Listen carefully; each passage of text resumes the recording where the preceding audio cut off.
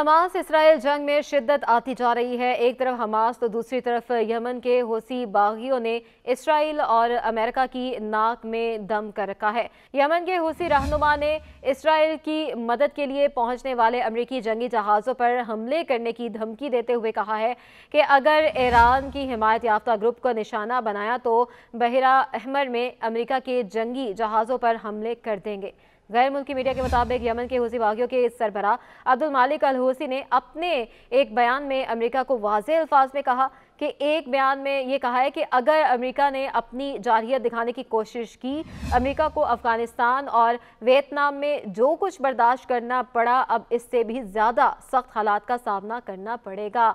अब्दुल मालिक अल हूसी ने मजीद कहा कि अमेरिकियों को इनके खिलाफ जंग छेड़ने की हमाकत की तरगीब दी गई तो वो भी खामोश नहीं रहेंगे। हमला हुआ तो भी वो भी अमेरिकी जंगी जहाज़ों, मफादात और न्यूगेशन को अपने मिसाइलों, ड्रोन्स और फौजी कार्रवाइयों का हदफ बनाएंगे। वाज़ेह रहे कि यमन के हौसियों ने गुज़िश्ता दिनों अमेरिकी बहरी बेड़े को भी ड्रोन तैयारों से निशाना बनाया था। अमेरिका की तरफ से जारी बयान में कहा गया था कि 1 दर्जन से ज़ायद ड्रोन्स को हौसी बागियों के इलाके से रवाना किया गया था।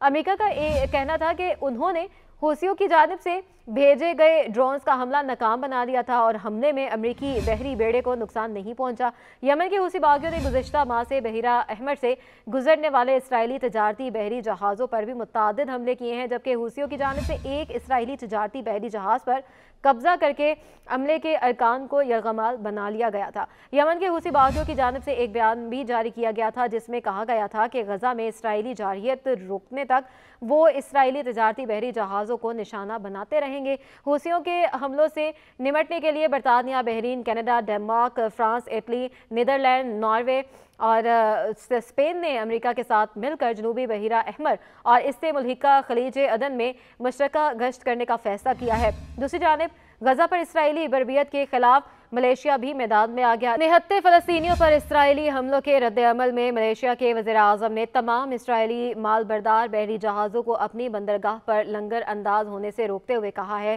कि इसराइली फ़लस्तीनियों के कत्लेआम और बर्बियत के ज़रिए आलमी क़वानीन की खिलाफ वर्जी का मरतकब हो रहा है। मलेशियन वज़ीर-ए-आज़म अनवर इब्राहिम ने एक बयान में कहा है कि इसराइल के फ़लस्तीनियों के खिलाफ इक़दामात आलमी क़वानीन की खिलाफ वर्जी हैं।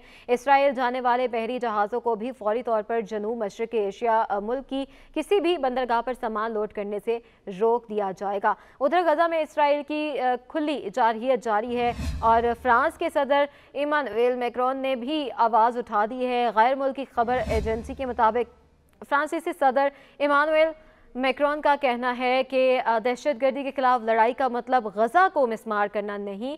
इमानुएल मैक्रोन का मजीद कहना था, दहशतगर्दी के खिलाफ लड़ाई का मतलब फ़लस्तीनी शहरियों पर अंधाधुंध हमले नहीं। इसराइल गजा जंग से मुतल्लिक बरतानवी और जर्मन हुकूमत के लहजों में तब्दीली आने लगी। जर्मनी और बरतानिया के वज़राए ख़ारजा ने भी गजा में पायदार जंग बंदी का मुतालबा कर दिया। दोनों ममालिक के वज़राए ख़ारजा का कहना था कि गजा में बहुत ज़्यादा शहरी शहीद हो चुके हैं, इसलिए जंग को जारी नहीं रखा जाएगा।